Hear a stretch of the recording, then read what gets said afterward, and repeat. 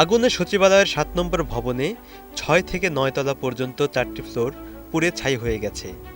এ ঘটনায় তদন্ত কমিটি গঠন করা হয়েছে। তাদের ৭ দিনের মধ্যে তদন্ত প্রতিবেদন জমা দিতে বলা হয়েছে।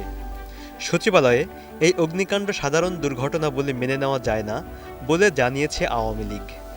অগ্নিকাণ্ডের পর আওয়ামী লীগ তাদের ভেরিফাইড ফেসবুক পেজে এক স্ট্যাটাসে এমন মন্তব্য করেছে দলটি।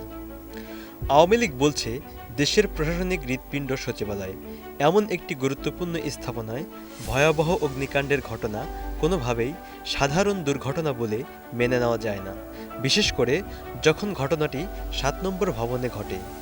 সেখানে ২ ছাত্র উপদেষ্টাদের অফিস এবং গুরুত্বপূর্ণ নথিপত্র সংরক্ষিত ছিল।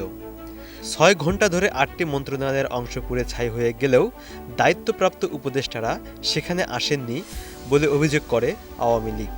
তবে ঘটনাস্থল পরিদর্শন করেন যুব ক্রিয়া, ডাক, টেলিযোগাযোগ, গণপূর্ত, সমাজ কল্যাণ, স্বরাষ্ট্রসহ বেশ কয়েকটি মন্ত্রণালয়ের উপদেষ্টারা।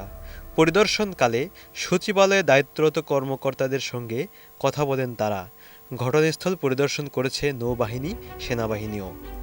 যদিও নেটিজেনরা আঙ্গুল তুলেছে আওয়ামী লীগের দিকেই। তারা বলছে, লুটপাটের আলামত ধ্বংস করতেই সুকৌশলে ঘটানো এই নাশকতার সাথে আসলে আওয়ামী লীগের যোগসাজশ রয়েছে। নিউজ ডেস্ক, একুশে টেলিভিশন।